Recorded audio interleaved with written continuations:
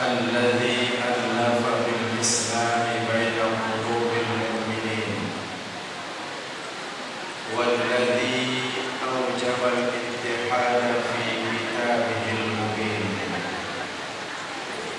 والصلاة والسلام على أشرف الأنبياء والمرسلين سيدنا محمد ذي القلب الرحيم والخلق العظيم وعلى آله وأصحابه الذين كانوا هم السادة المنصورين أما بعد. Yang saya hormati Bapak Ketua Pengurus YRC Nusa Tenggara Barat, Bapak Insinyur Haji Imam Hambali. Yang saya hormati Bapak Ketua Penasehat YRC Nusa Tenggara Barat, Bapak Ketua Pengawas YRC Nusa Tenggara Barat, Bapak Ketua Stikes YRC Mataram, Ibu Direktur Rumah Sakit Islam Siti Hajar Mataram, Bapak dan Ibu Kepala Sekolah SMK, SMA, SMP, SD dan TK YRC Mataram, singkatnya hadirin hadirat kaum muslimin muslimat rahimahumullah. Alhamdulillah, puji dan syukur kita panjatkan kehadiran Allah Subhanahu wa Ta'ala atas limpahan rahmat dan karunia-Nya kepada kita semua, sehingga di hari Jumat yang penuh dengan keberkahan ini kita dapat bersilaturahim, berkumpul bersama dalam rangka mengekspresikan rasa cinta kita kepada baginda Rasul Nabi besar Muhammad Sallallahu Alaihi Wasallam melalui acara perayaan Maulid Nabi di pagi hari ini. Kita patut bersyukur pada pagi hari ini kita semua alhamdulillah dalam keadaan sehat walafiat, dan mudah-mudahan demikian seterusnya.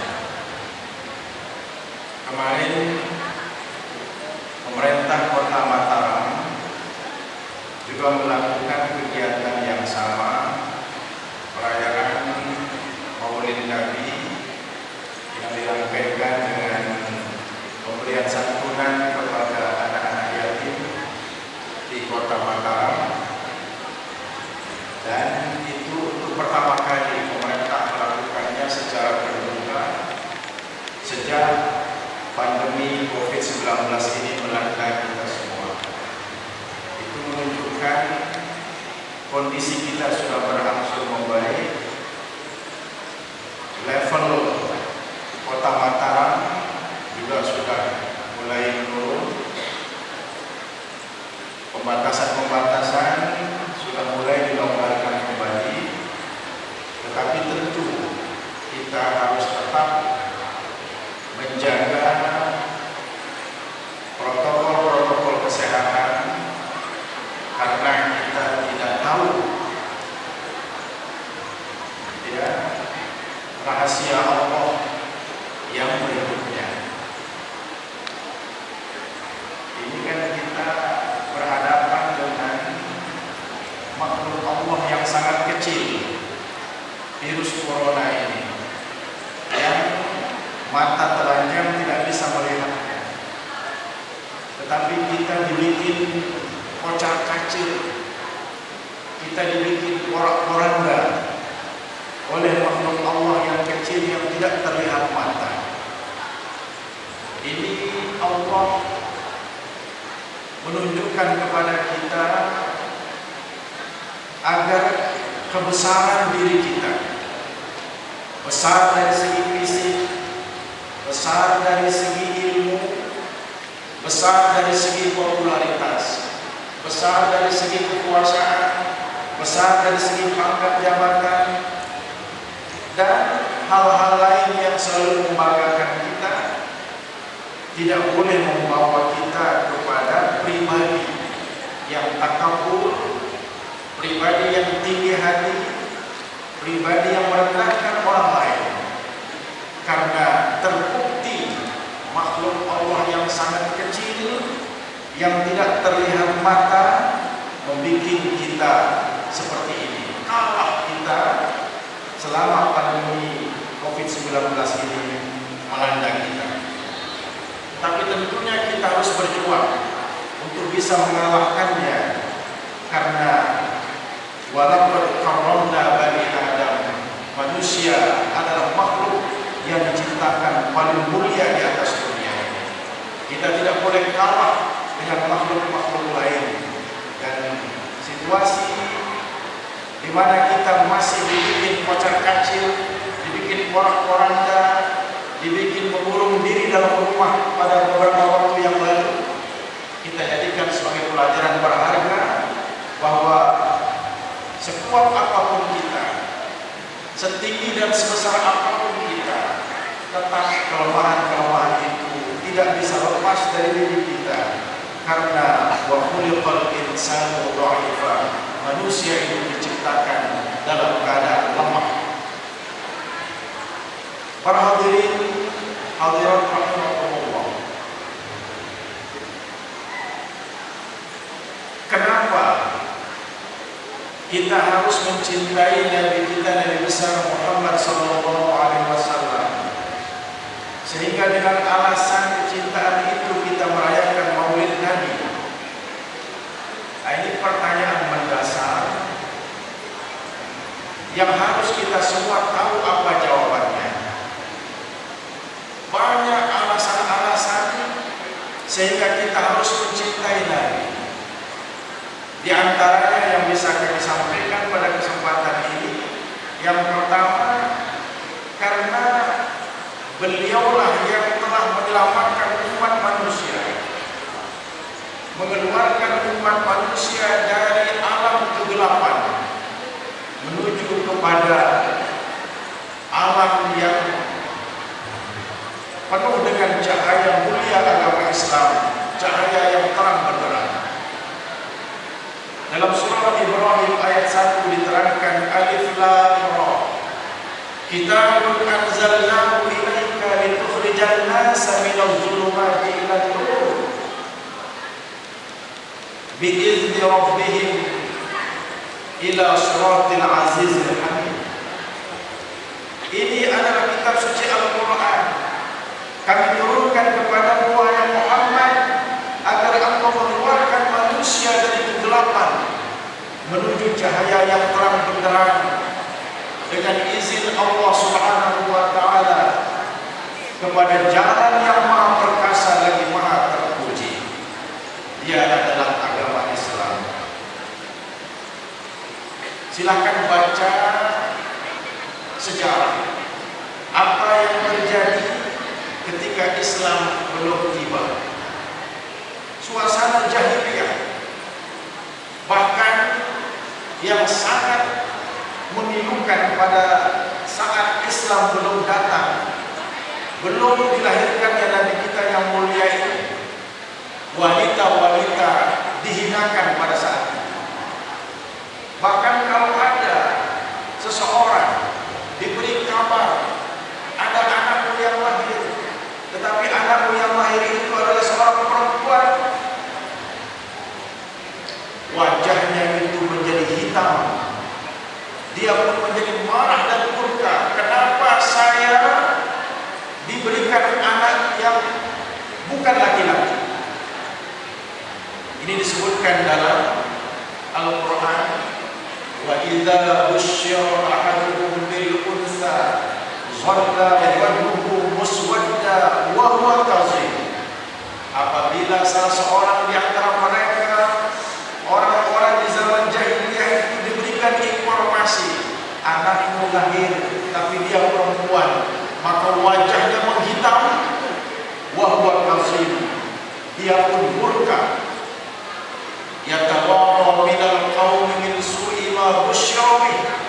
dia mengurung diri di dalam rumahnya, malu bertemu dengan orang-orang karena berita buruk yang dia terima.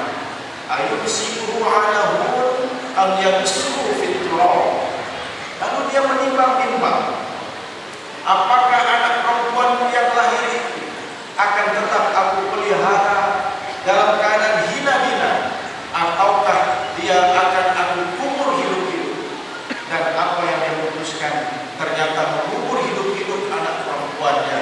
Ala sa'ama yahkumun, sangatlah buruk keputusan yang mereka ambil.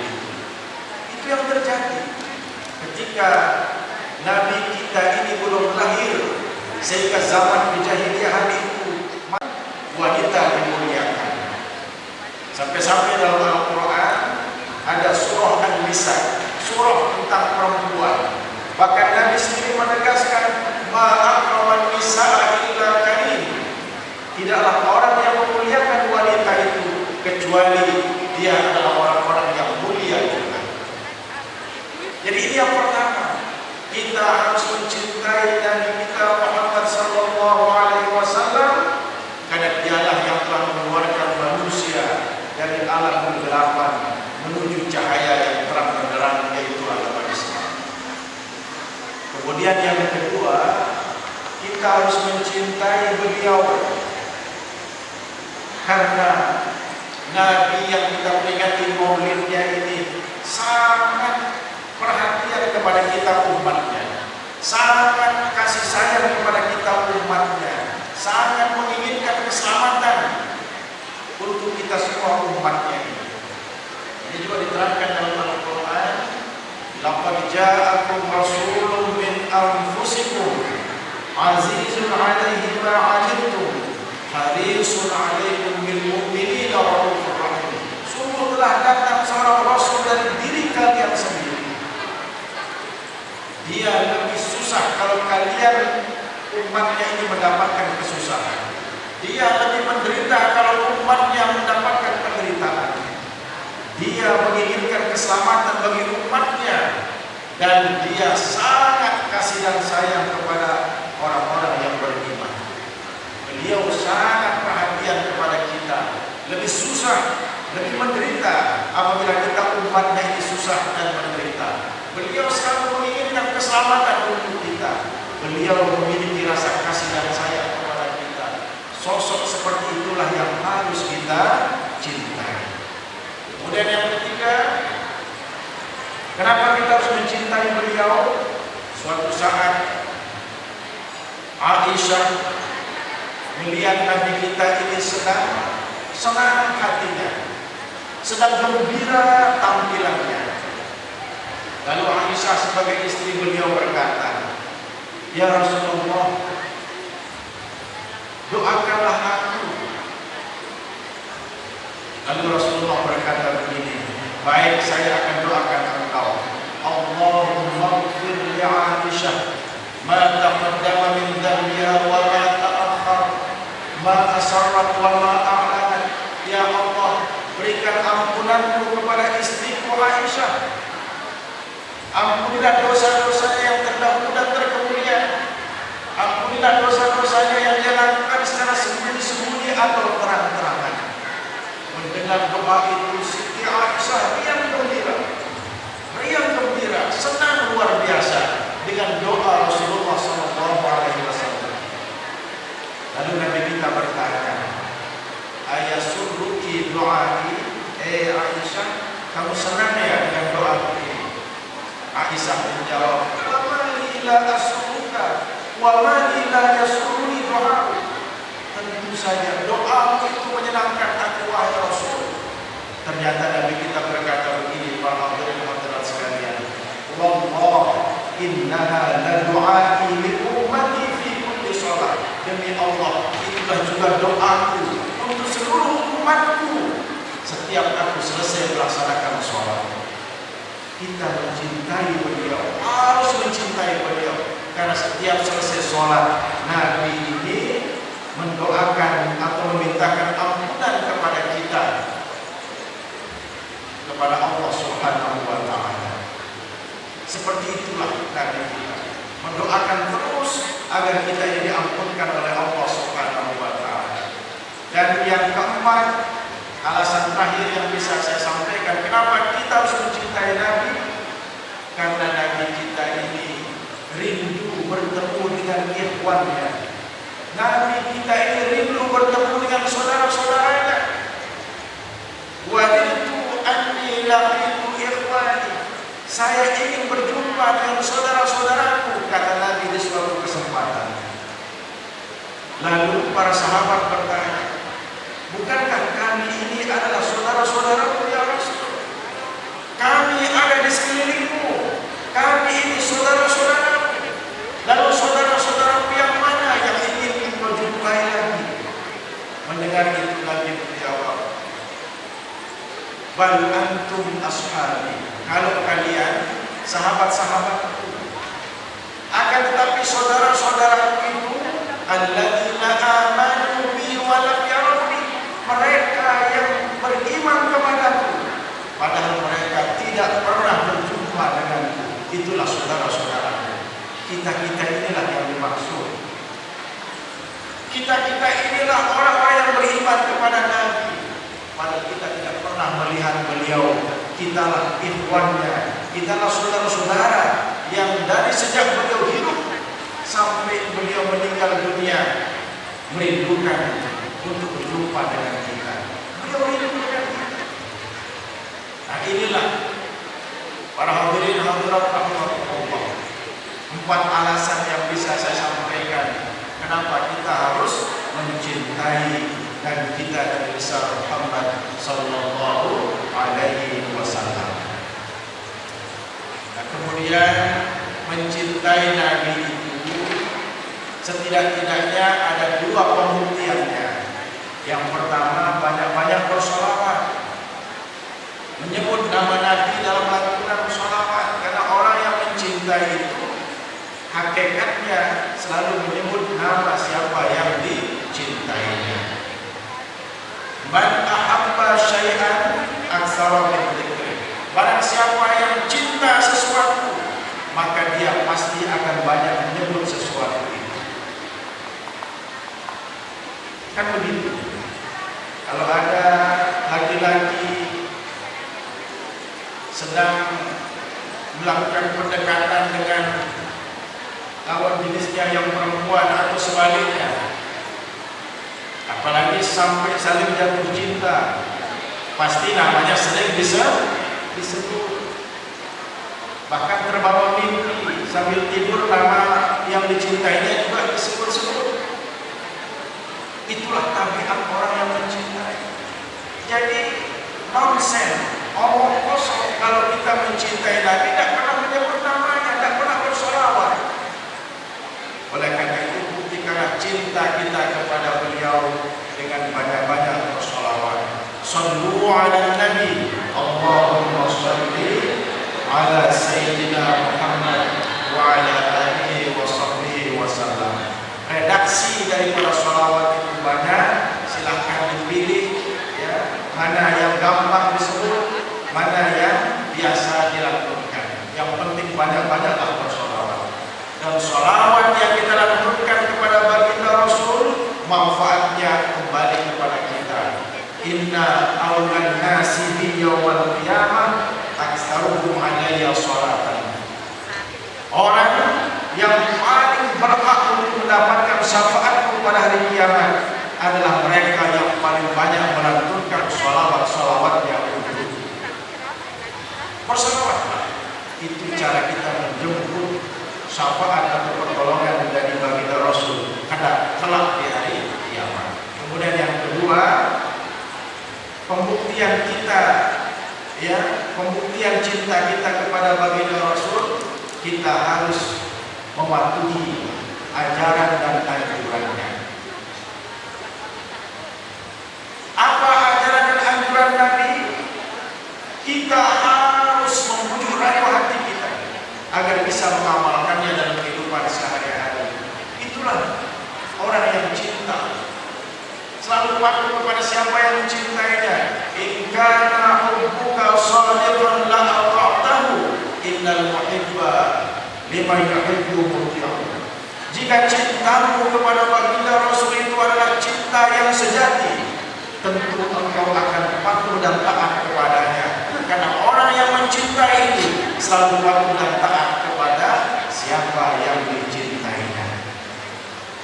Banyak bersolawat, ikuti ajaran dan anjuran Nabi, maka kita termasuk orang yang cinta kepada Nabi kita Muhammad sallallahu alaihi wasallam.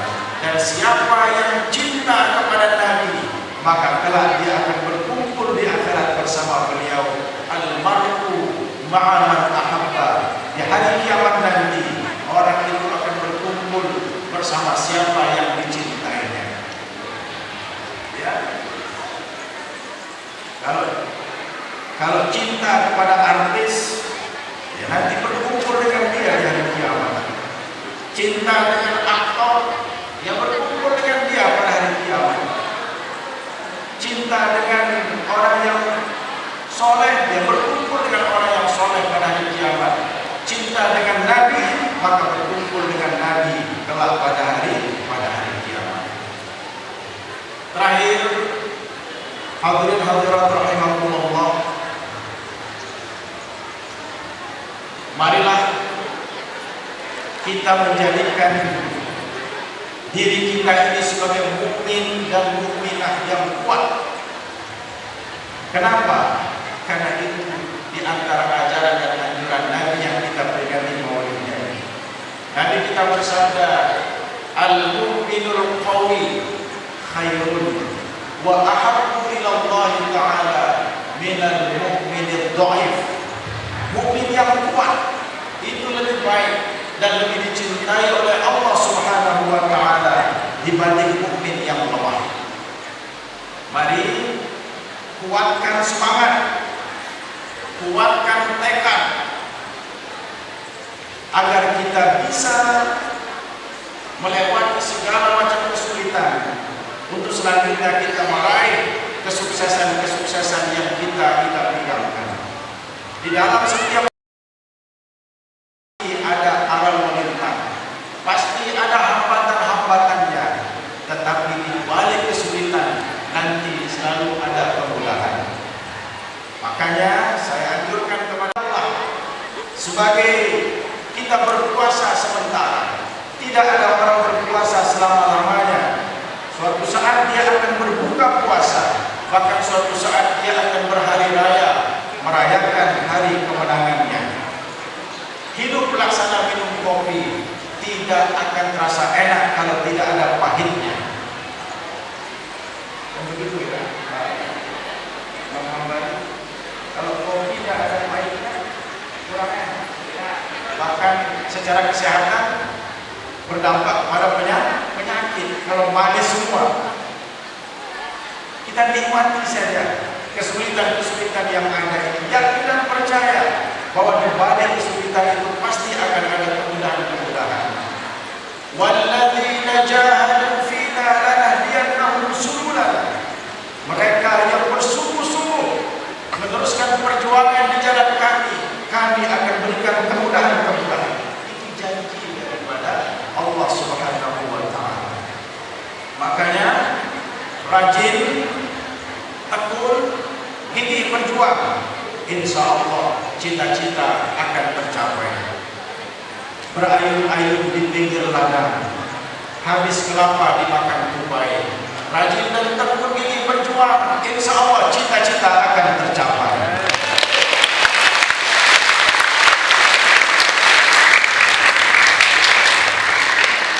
Seperti saya katakan tadi, semangat harus tetap ada. Bahkan kita harus pantang menyerah. Kita ini adalah makhluk yang terhormat. Manusia adalah makhluk